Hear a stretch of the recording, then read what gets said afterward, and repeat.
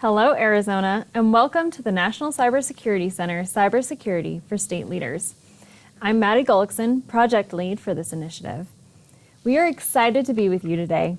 For those of you unfamiliar with us, the National Cybersecurity Center, or NCC, was founded by former Colorado Governor John Hickenlooper as a nonprofit dedicated to cyber innovation and raising awareness of pressing cybersecurity issues. Our programs cover cyber education, election security work, and the co-development of the first ever Space Information Sharing and Analysis Center. Our mission is simply to do what we can to raise cyber awareness and people's overall cybersecurity, and that's why we're excited about this program. Governments are huge targets, not only for their data, but also for the fact that they deliver critical services. And as leaders in state government, you are the front lines in helping to defend against ongoing attacks. You are the front lines of democracy. By championing investments in cybersecurity for your state, as well as modeling strong cybersecurity practices for your colleagues and constituents, you are leading the way to a stronger cyber future for us all. And that's why we've designed today's cybersecurity briefing, with you as state leaders in mind. We know you're busy, and so if you need to drop off at any point during today's live session, we've created an on-demand, self-paced option for you to take to complete today's modules.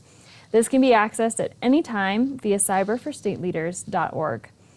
Once you've finished today's briefing, you will receive a certificate demonstrating your completion as well as your commitment to advancing cybersecurity in your state. We've developed a dashboard on our website that tracks the number of certificates per state.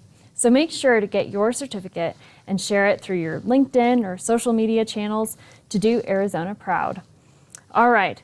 Let's dive into our modules. We've broken our topics up into three main categories, including an overview of why cybersecurity matters at the state level, a breakdown of some of the major attacks you could be a victim of, and finally an outline of some key steps you can take immediately to start better securing yourself. Some of the experts you will hear from today include former DHS Cybersecurity Deputy Undersecretary Mark Weatherford, senior experts and researchers at Google, Microsoft, and IBM. And we even have a special message from Shark Tank's shark and cybersecurity guru, Robert Herjavec. And because we have limited time, we've added a section of additional discussions and updates on election security, small business administration cybersecurity resources, as well as tips from experts on how to prepare for and respond to cyber attacks. We're continually adding material throughout the year, so keep an eye out for ongoing tips and tools. If you have any technical difficulties during the briefing, please email us at cyberforstateleaders@cyber-center.org. And if you have any questions, please put them in the question box. Before we get started, we want to say a huge thank you to the speakers who have shared their time and thoughts with us, and to Google for supporting this initiative and helping to make it possible. To kick us off, we're grateful to have Arizona Governor Doug Ducey share a special message. Hello, this is Governor Ducey. I'm eager today to kick off our Cybersecurity for State Leaders training program. As society becomes more interconnected through technology, cybersecurity is becoming one of the most important issues facing our state and country. Many people rely on technology every day, making Americans more vulnerable to cyber attacks than ever before. America's enemies seek to exploit weaknesses in our cyber infrastructure. When they do this, they're going after the core of our nation, our democracy. As I said when we announced the creation of the Arizona Cyber Command in April, cybersecurity is homeland security, and it will continue to be one of our top priorities.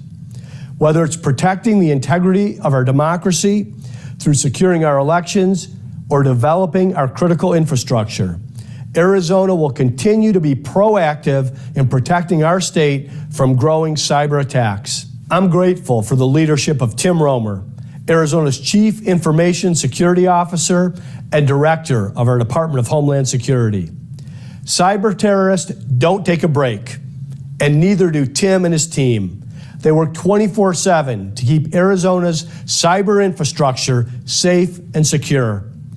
I want to thank the Cybersecurity for State Leaders team for coming to Arizona and helping protect our state. And I also want to thank you all for being here today and participating in a program that can truly make a difference. every one of us plays an important role in cybersecurity. God bless you all.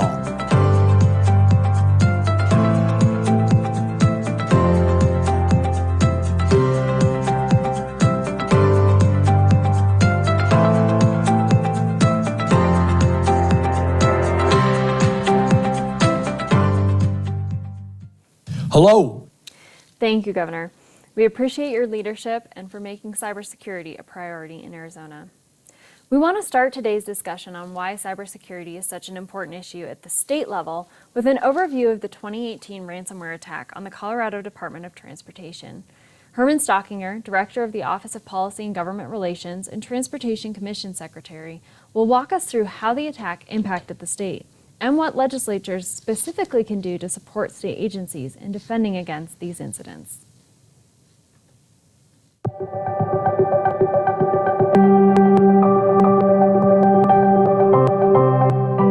Hello, my name is Herman Stockinger. I'm the Deputy Director for the Colorado Department of Transportation, or CDOT, and I'm here to talk with you about how our agency handled a cyber attack. On February 17, 2018, an attack began to occur on CDOT's computer network. This infiltration made its way through CDOT's network, affecting servers, users' computers, and data by ransomware. Every entity of CDOT's business operation was affected in some way, and it initially put the majority of communications and operations in the dark. Questions like, can we pay our employees? Can we pay our contractors? Did the attack include infiltration of our highway electronic sign network? Even the question of how do we keep 3,000 employees busy if they can't use a computer for an undetermined amount of time were questions we realized we really weren't prepared to answer. CDOT has experience with large-scale disasters. In 2013, Colorado had unprecedented floods that washed away highways. We created an emergency response team to handle that disaster. One wouldn't think a computer software disaster is on the same scale as a natural disaster, but it really was. Similar to the response to our 2013 floods, we developed an emergency response team at CDOT. And on March 3rd, the state established a statewide unified command, including cybersecurity experts from the Colorado National Guard and led by the state's emergency management agency. Unified command not only focused on CDOT's cyber network, but the larger potential vulnerability to the statewide network. Our headquarters auditorium became a 24/7 command center where dozens of experts worked around the clock to find and eliminate threats. And then when monetary ransom deadlines were not met, a second intrusion occurred. Weak points were identified and the impacts continued to reveal themselves throughout the incident. On March 23rd, the program brought full resolution to the cyber attack. In the final outcome, CDOT never paid the ransom, and we built a stronger future for CDOT security. Between responding to the disaster and accelerating pre-planned upgrades, the disaster cost over $3 million. Being prepared for this type of threat involves instilling a mindset for all employees that the threat is real and involves preventative maintenance for systems and users, keeping up with the latest available technology to prevent attacks from happening, and the ability to communicate through multiple systems and diversifying resource dependency. Thank you for your time. And let's all keep doing what we can to keep ourselves and our communities safe.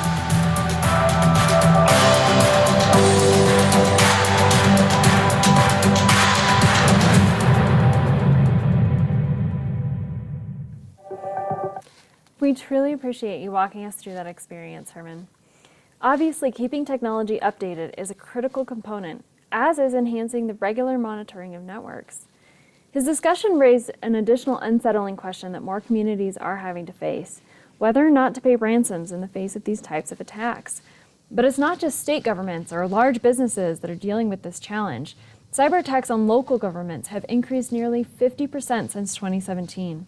Often the attacks look and feel similar to the CDOT example, where data and files are ransomed in exchange for a large payoff, usually in the form of cryptocurrency. Governments must be able to find or reconstruct a backup of the information being ransomed, or pay. Attacks like these on local governments, or hospitals, or school districts are crippling because many communities struggle to maintain the tools, staff, and best practices needed to defend against criminals. If they don't have the needed structures and resources, chances are they don't have backups or monitoring in place to avoid paying the often hefty ransom. And every dollar spent to a cybercriminal is a dollar not spent in that community on critical needs and services. And this leads us to another important point. As we work from broad cybersecurity issues at the state level to your personal security, we want to emphasize the varying levels of complexity involved in securing enterprises. Personal security can feel very complex, which is why we're excited to share the resources that we will today. But the time, resources, and strategy required to protect entire state and local enterprises is incredibly challenging. Basically, while the steps we will walk through later on will make you personally much safer, the steps to make state enterprises secure are far more costly and intensive. And your role as a state legislator or state aide is critical in supporting those efforts. While there are best practices, cybersecurity resources and tools are not one size fits all, and part of the challenge in navigating this policy area is that fact. To move forward as communities, states, and a country as a whole, we must continue to learn what our communities need and how to maximize local, state, and federal resources to meet those needs. So, faced with the complex state, local, business, and personal challenges, what can you do?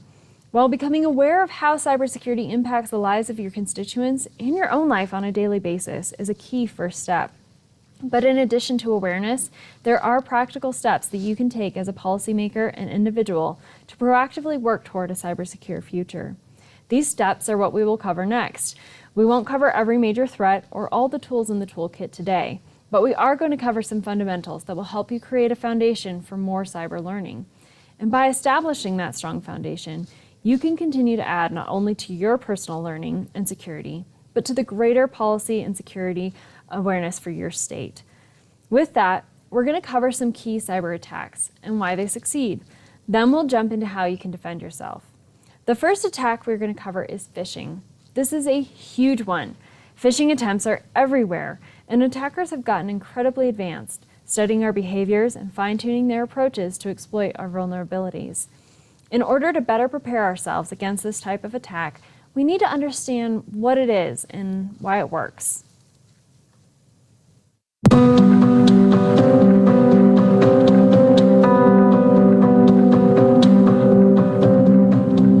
Imagine checking your email and receiving an alarming message about one of your online accounts. The email says that your account has been compromised, and it provides a link to enter your private information. The email sounds and looks legitimate, but it wasn't real. Instead, it was sent by cybercriminals looking to phish you. Phishing and spear phishing are some of the most prevalent cyber scams because they work. Phishing is when scammers send out mass emails, hoping to trick people into divulging personal and financial information by pretending to be a legitimate source, like a bank, a trusted retailer, or a delivery service. Phishing scammers often ask the user to reset passwords in an attempt to steal information. And unlike random phishing scams, spear phishing, just like it sounds, is highly targeted and points directly at you. Spear phishing scammers might even use social media or other public information to find out personal details. Then, they use this information to craft fake emails that sound believable and real. This type of scam is one of the most popular methods used against people of influence, just like you. If you fall for a campaign like this, you may end up downloading malicious software or malware that can infect your device. Alternatively, criminals sometimes install a type of malware called ransomware, which is designed to block access to a device until a sum of money, often in cryptocurrency, is paid. Once criminals have control over your device, they can change your passwords, steal your money, and even your identity. The good news is that there are ways to help prevent phishing emails from impacting you. Knowing what they look like is the first step. No legitimate bank, government agency, or business will send you an email requesting that you re-enter your private information. Misspellings, poor grammar, and typos are also clues to watch for. If you receive a phishing email, the best thing to do is stop. Don't click anything in the email or share it, and contact IT support. Stay vigilant, take a breath, and think before you click.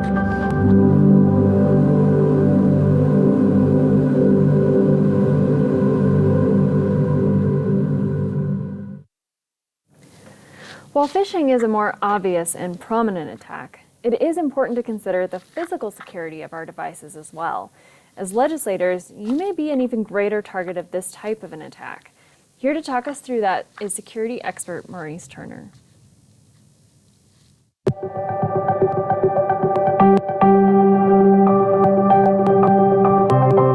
Hi, my name is Maurice Turner. I'm an election security expert. I'm here to talk to you today about the threats that you might face at the intersection of physical security and cybersecurity.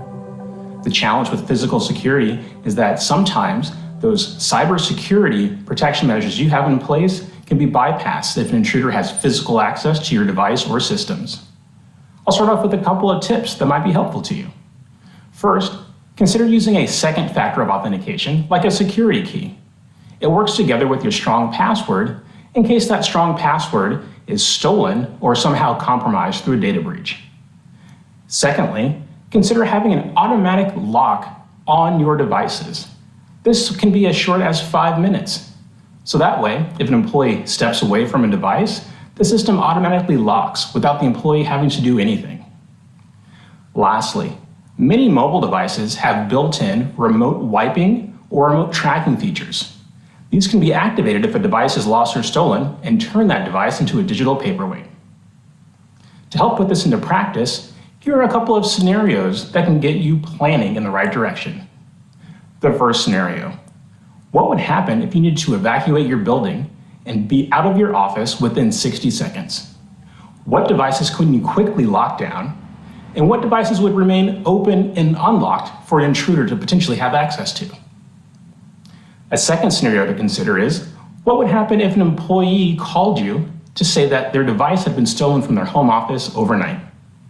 How would you be able to restrict access to the data that's on that device, or to help prevent that employee from being impersonated online? These are just a couple of things to consider at the intersection of physical security and cybersecurity. And as always, practice makes perfect. It's just like buckling up when you get into a car. At first you had to learn it, and someone had to show you, but now it's just second nature. So hopefully security will be second nature to you as well. Thank you for your time, and especially thank you for your efforts in keeping yourself and our community safe.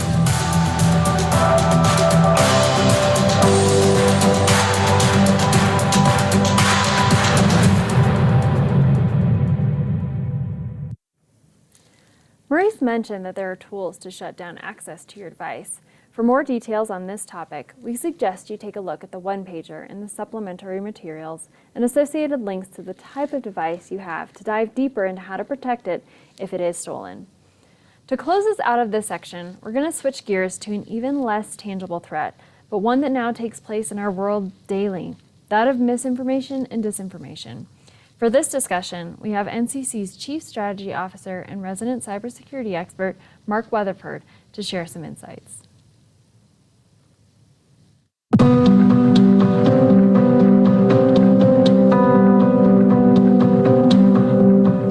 Hello, my name is Mark Weatherford, and I'm the Chief Strategy Officer at the National Cybersecurity Center. I previously served as the first Deputy Undersecretary for Cybersecurity at the Department of Homeland Security in the Obama administration, and was the first Chief Information Security Officer in the state of California in the Schwarzenegger administration. I also served as Colorado's first Chief Information Security Officer under both Governor Bill Owens and Governor Bill Ritter. The challenges of misinformation and disinformation are everywhere today, and while the recent Russian misinformation campaigns to distract American voters and the ongoing fake news about COVID-19 are front and center, they're only the most visible. History is rife with fake news, everything from Sasquatch to the Flat Earth Society and aliens from Mars to the Pigman. Someone is always out there looking for new ways to exploit those people willing to listen. You may remember the Twitter incident in 2013 when hackers compromised the Associated Press Twitter account and tweeted that there had been explosions at the White House. This was a legitimate source, so most people, for a very short time, assumed the information was factual. The stock market even took a quick but dramatic dip following that tweet. I recently read a story about a sign taped to an elevator in an apartment building informing people that using the elevator would soon cost $35 a month. The tenants were outraged and launched a social media attack on the building manager, only to find out that it was a prank. Unfortunately, the damage was done, and cleaning up the mess took far longer than starting it. A quote attributed to Mark Twain goes, "A lie can travel around the globe while the truth is still putting on its shoes." With the vast reach of social media today, that quote should be amended to say, "A lie can travel to the moon and back while the truth is still sleeping." Misinformation is simply false information, while disinformation is the intentional spreading of that misinformation. While the strict definitions are slightly different, disinformation is a challenge today because social media has created vast opportunities for sharing information that simply didn't exist just 10 or 20 years ago. Combating disinformation is a challenge, make no bones about it. But there are a few things we can all do, and they involve critically thinking about and evaluating information before sharing it. It's an unfortunate sign of the times that we should all be a little paranoid about what we read online today. Here are 8 things to critically evaluate before reacting to social media clickbait. 1, can you readily identify the source of the information, and is the source credible? Sometimes it's difficult to determine, but if it sounds sketchy, it probably is. 2, are there multiple sources providing the same information, or is it just one lone enlightened source? That's a red flag. 3, does it evoke a strong emotional response? Memes have become notorious for generating quick emotional responses because it's so simple to just repost or retweet a meme without even thinking about it. 4, does it sound absurd on its surface? Again, sketchy probably is. 5, check the dates. Stories and pictures often resurface years after originally posted, usually with just a new twist on the message. 6, is it time sensitive or is it going to cost you something? These are always red flags. 7, does it appear to be just satire or is someone just trolling for fun? 8, does it leave you with questions like something seems missing here or these facts don't add up to a complete story? If so, maybe dig a little deeper before becoming another victim in the thread of disinformation. Disinformation and fake news are tearing at the fabric of our national and even global society, pitting family members against family members, friends against friends, and political parties against political parties. All of us need to be consciously aware of how we're consuming information, and more importantly, how we're sharing and spreading information to ensure we aren't contributing to the problem. With some simple critical thinking, we can all be part of the solution.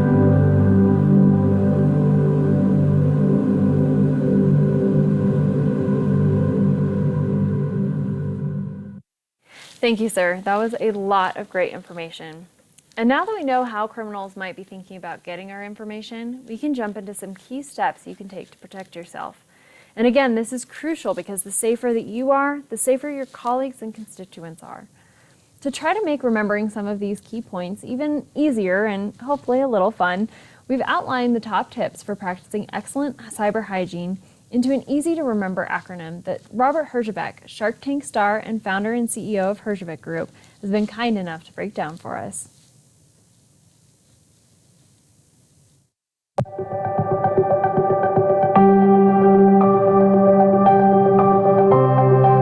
Hi, this is Robert Herjavec. You might know me from Shark Tank. What you might not know is I'm a cybersecurity expert. You know why I'm an expert? Because I've been doing it for 30 years. I started in my 20s with mainframe security, did a lot of VPN and firewalls and all that kind of stuff. And today I run the Herjavec Group, and we're one of the world's leading managed security and complex security companies. We do everything from design and consulting and managing large environments, including many government organizations. And we all know, especially governments, how much we are all under attack. The level of attacks is increasing at a rate never seen before. And it's just going to continue with this post-COVID world and everyone working from home and the digital economy.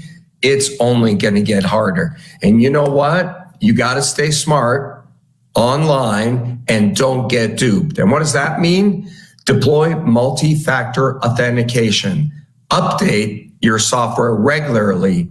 Passwords, make them stronger. Your first dog is not enough, or your kids' names, make them stronger. Encrypt your messages, files, and backups. Don't click on things you shouldn't.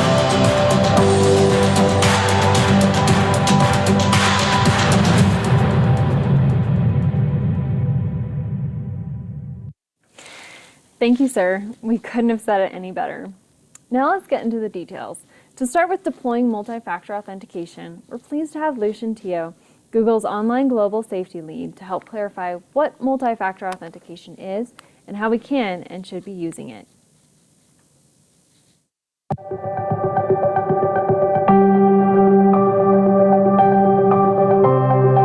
Hi, I'm Lucian Teo, online safety lead at Google. Most of us are used to logging into our various devices and online accounts using a single factor of authentication, like a password.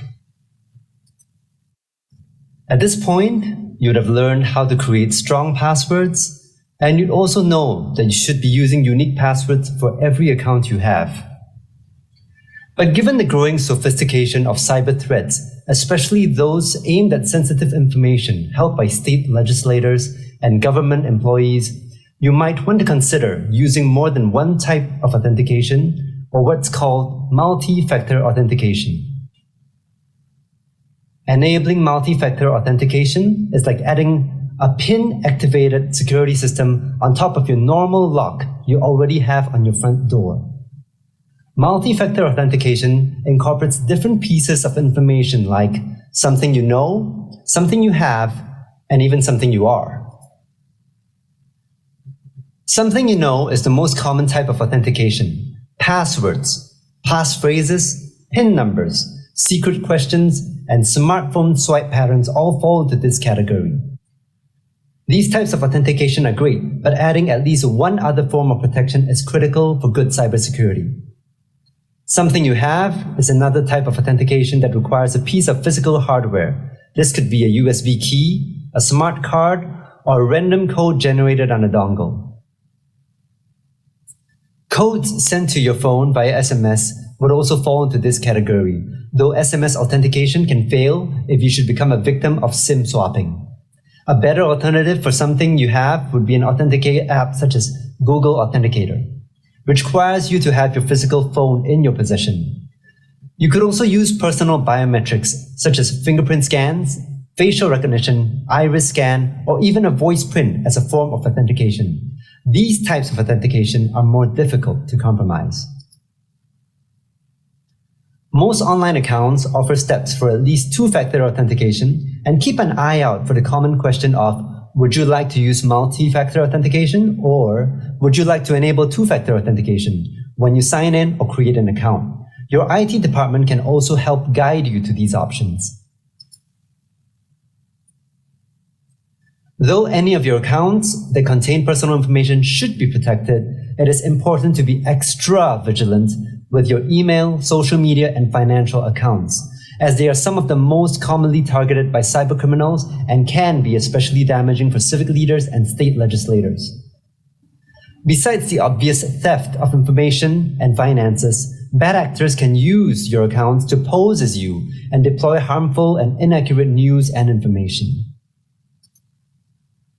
For additional information about setting up multi-factor authentication, contact the specific software or account you're trying to protect. But ultimately, setting up multi-factor authentication is relatively simple and significantly more effective than a simple username and password. And trust me, the extra steps you take to deploy multi-factor authentication on your accounts, especially in addition to the rest of the dupe practices, will make you safer.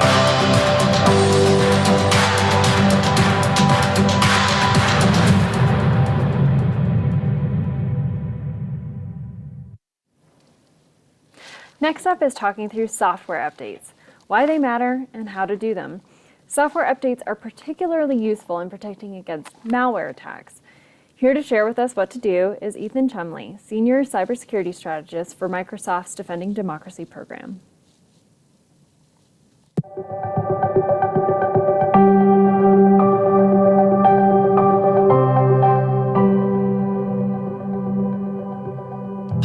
I'm Ethan Chumley with Microsoft's Cybersecurity and Democracy team, and I'm here today to talk to you a bit about hygiene.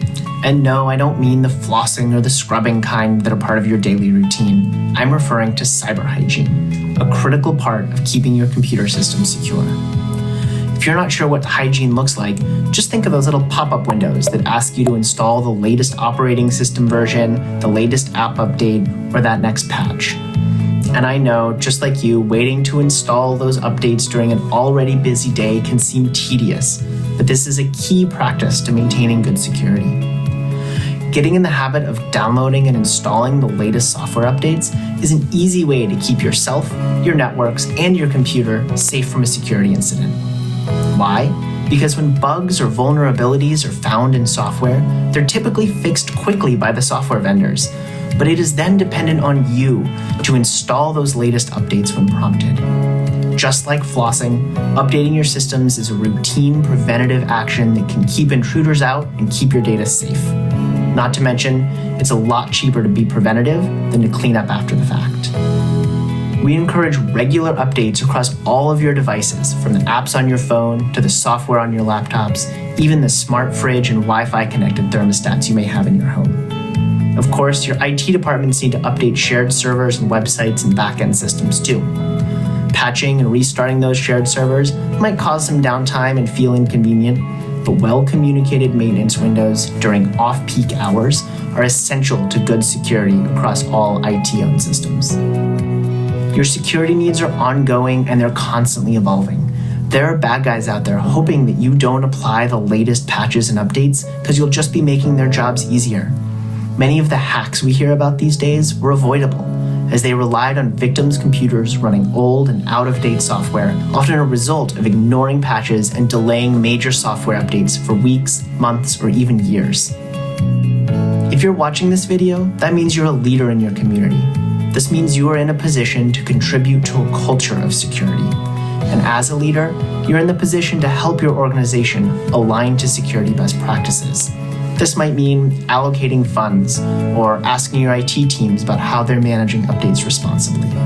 And finally, it means you're in the position to encourage the community, businesses, nonprofits, and other organizations around you to practice good cyber hygiene, to make sure they are updating their systems and that everyone is encouraging one another to be vigilant about creating a secure environment. I thank you for your time, for your commitment, and thanks for clicking OK on that next update prompt.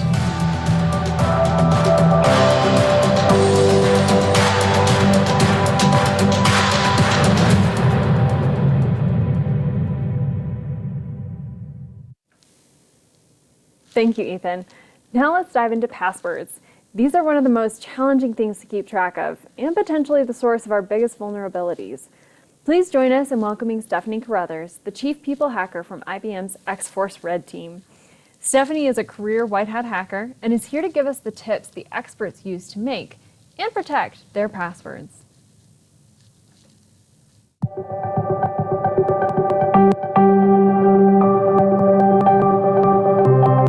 Hi, my name is Stephanie Carruthers, or you can call me Snow.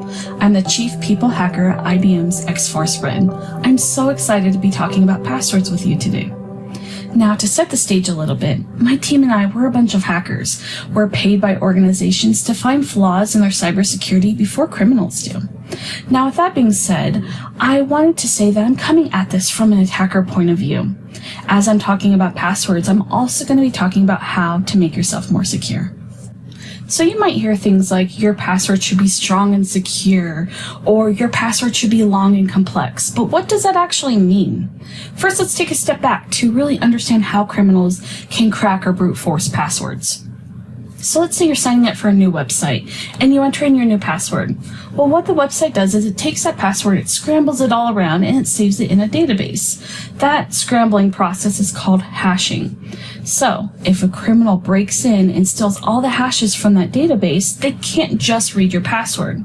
But what they do is they use really powerful computers and word lists. Now, each word on the word list is hashed as well. It has that same scramble. So what they do is they take your hash of your password that they got from the database and they run it against their word list. And once they find a match, they know exactly what your password is. Now, here comes in your password should be long and complex.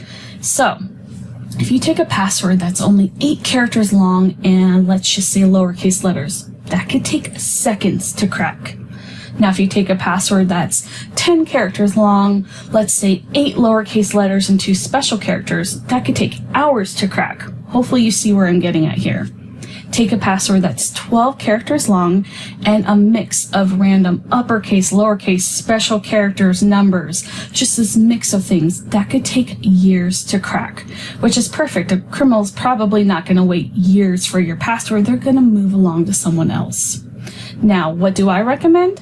I say to be safe, 16 characters, and make sure it's that complex, that randomness. You want to make sure you cannot read any words or see patterns. The key here is the randomness. Now we're on to our next issue of password reuse. So let's say there's a website you log into often. Let's go with your bank. And there's another website you frequent just as much, maybe a social media platform. When you created accounts on these, they probably had some type of strong password requirement. So you use the same one on both websites. Now, maybe that social media platform had not a great security posture. An attacker was able to hack in, steal the hashes, crack your password, and they now have your username and password. Well, attackers are clever. They know that you probably use the same password through different logins. So they might try them at other places, like your bank. Now, that is an issue, but to combat this, we can use password managers. Now, password managers is a place, think of it like a database that stores all of your usernames and passwords to every login that you have. Now, there's many options for password managers. Most of them even have free tiers for the everyday consumer. So what you do is when you sign up for an account, it can be a little tricky, especially as you're adding in all of your accounts, but I promise you it's worth it in the long run. And even as you're signing up for new accounts, they do things like they generate those long, random, complex passwords for you, so you don't have to think of them yourself. They also autofill for you, so you don't have to go in and dig through things and try to find your password. There's lots of conveniences. They have mobile apps, they have browser plugins. They're definitely there for your convenience. So you might be thinking to yourself, great, I've solved a couple of issues. I know how to make a long, complex password to my password manager, and my password manager stores all of my unique login credentials. Now, what happens if an attacker actually gets the password to my password manager, or still another website that has a long, complex password? Then what? Well, this is where multi-factor authentication comes into play. Sometimes it's referred to as two-factor authentication. Essentially how it works is if you log into a website and you supply your username and password, you still have to supply a second factor. Now that might be a code in a text message or something you have to approve on an app on your phone. There's different ways that this could work. But essentially, if the attacker doesn't have that second code, they can't log into your accounts. Now, it's really important that you deploy this everywhere you can across every account. Typically, it's under a security settings in your account. Now, this isn't the silver bullet. Attackers are getting crafty. Sometimes if they try to log into your account and you do have 2FA, what they might do is launch a social engineering campaign against you. They might call you claiming to be the bank and they need to verify you, so you need to confirm a code that you just received. Or they might text you and say, hey, I used to have this phone number. I accidentally sent my code to you. Can you give it to me? Under no circumstances should you ever give out this code. No organization is going to call you for your multi-factor code or for your password for that matter. All right, a couple of takeaways. Your password should be at least 16 characters and random. The randomness is key here.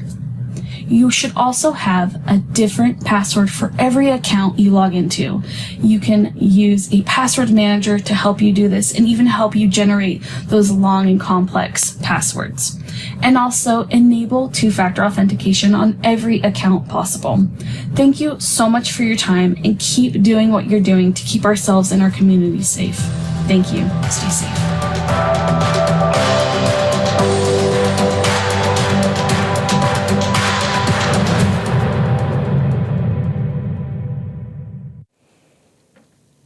That was a great explanation, Stephanie. And while 16 characters may seem a little daunting, think about it this way. If you use a password manager, and there are several now, examples include LastPass, Keeper, or Dashlane, then you really only have to come up with one super complicated password, and that will keep you way more secure online. Next, we have encrypting emails and files and backing important files up.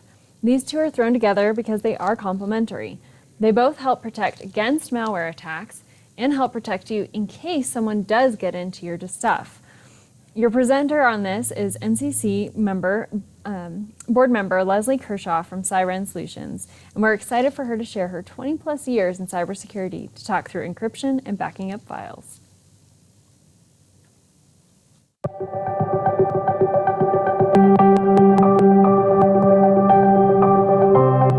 Hello, my name is Leslie Kershaw, and I've spent 20 years in the field of cybersecurity. First, as an NSA offensive cyber operator, using attack methodologies to gain access to systems on behalf of our government. Later, I used those insights to help commercial entities harden their defenses. What I've learned over the years is that security measures cannot be overly cumbersome, otherwise users will not implement them. While the best security is to avoid technology altogether, that's just not realistic. The other thing that I've learned over the years is that no matter how good your security, a determined attacker given enough time, resources, and incentive will gain access to the systems and information that they want.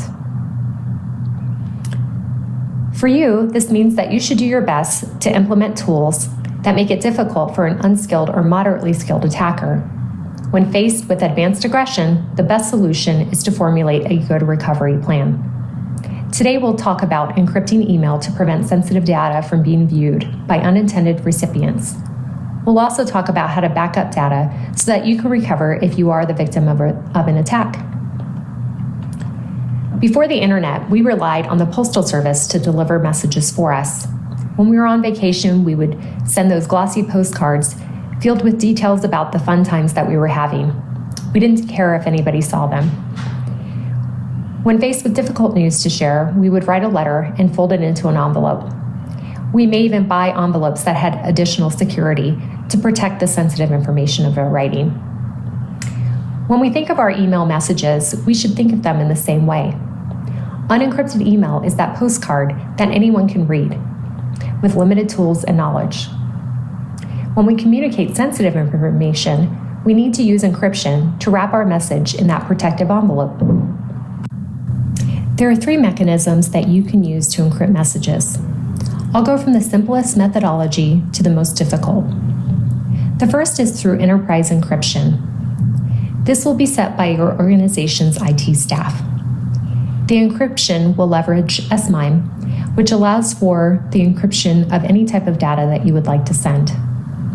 They will issue you a signing certificate that can be tied to your email. Once you install this, you'll simply check the encrypt email button or the lock button to encrypt your email message.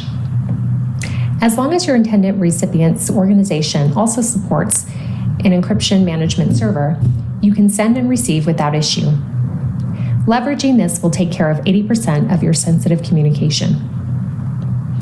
If you want to send an email to someone who does not have encryption management at their organization, or you just want to add an extra layer of protection, you can encrypt the document itself. To do this, if you're on a Windows system, you can select to WinZip the document and then add the password. If you're on a Mac system, you can just set a password under a file. Make sure that you send the password over the phone verbally or through a text. Do not send it in the email, because if an attacker has access to the recipient's email, they can unencrypt your message. The last method is to use PGP on your email account and exchange keys with the intended recipient.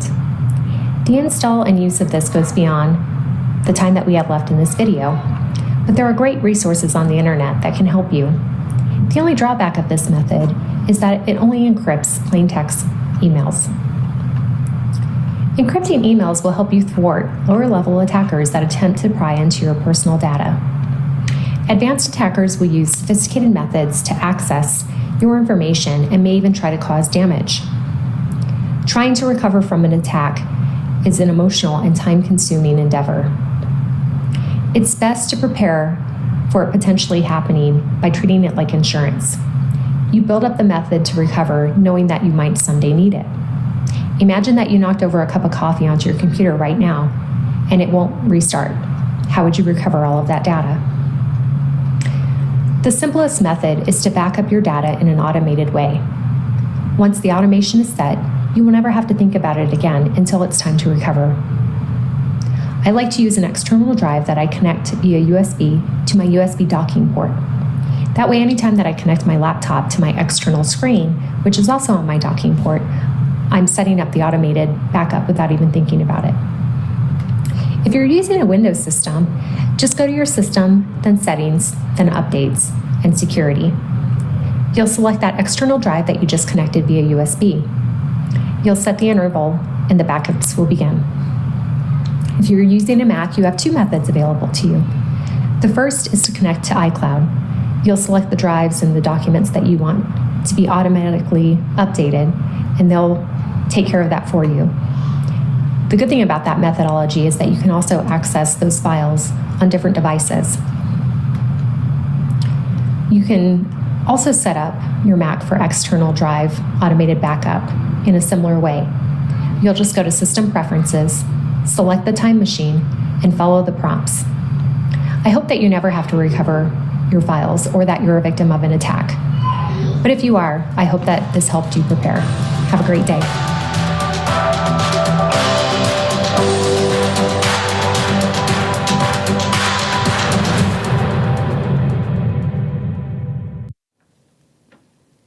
Thank you, Leslie. I think one of the things that's helped me quite a bit in remembering to conduct regular backups is setting a calendar alert. Well, we have the final topic coming up next, and that is how to avoid clicking on things you shouldn't, and what to do if you accidentally did. To share about how to protect against this, we're pleased to welcome Google's Sunny Consalvo, researcher and security and privacy user experience team lead. Sunny, thank you so much for being here.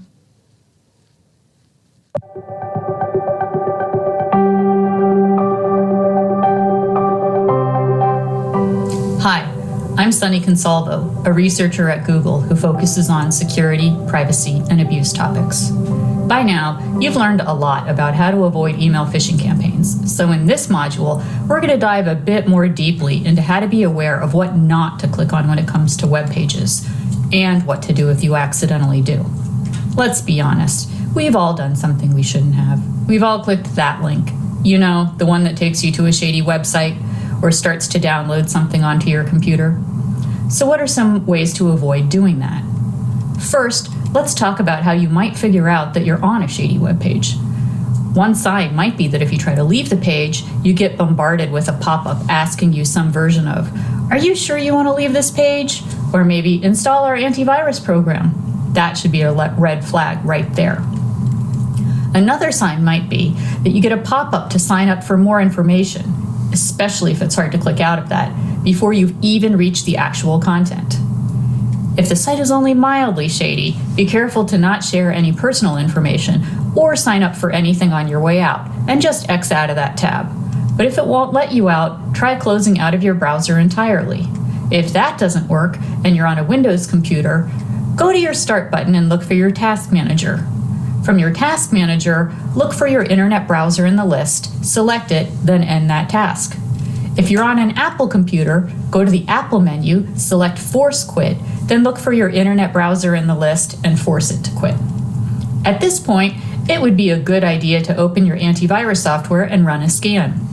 If you're unsure how to do this, check in with your legislative IT staff or your personal organization's IT staff to walk you through those steps. Though you may end up on less savory sites through simple internet searches, another way can be from links you receive in an email or text message. Before opening a link from a text, make sure you know who sent it to you, that it's someone you trust, and then it really is them who's sending it.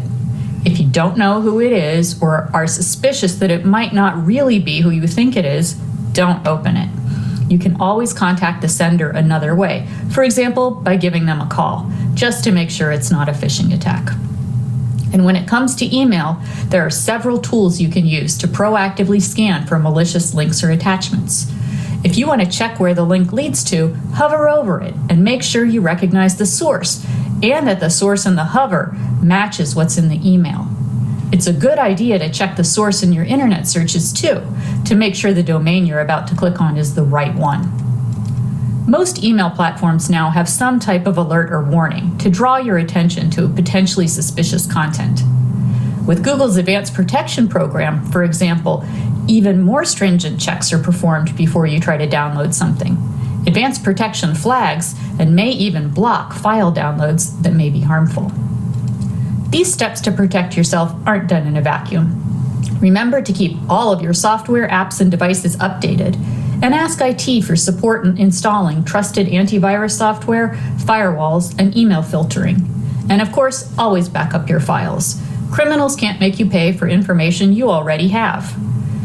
If you think your computer or device may be acting in a strange or suspicious way, or if you're simply unsure whether something is wrong, reach out to IT for help. Stay alert, practice good cyber hygiene, watch the other videos in this series for more information about what to look out for, and whatever you do, if you're not sure about it, don't click it. Thanks so much for your time. Your diligence keeps us all safe.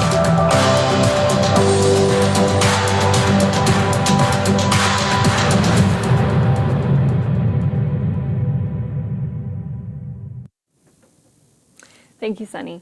Another key thing to remember as you're looking at various sites is whether there's a padlock at the top left of the URL bar or where the web address is. If there is one, chances are it's more secure. Well, that's it for us today. Before we drop off, we want to remind you to keep an eye out for your certificate. We also want to note that you will automatically be added to our newsletter that shares ongoing security tips and access to roundtable discussions on various cyber issues. Please feel free to share that information with your colleagues and constituents. We also encourage you to check out a new app that we've developed in partnership with Resolute Strategies that acts as a one-stop shop for ongoing cyber news, as well as tips on how to handle various cyber incidents. The link to the download is on our website at cyberforstateleaders.org. We genuinely hope you learned something and can incorporate some new habits into your cyber routine. We look forward to staying connected and appreciate all that you do to serve the great state of Arizona.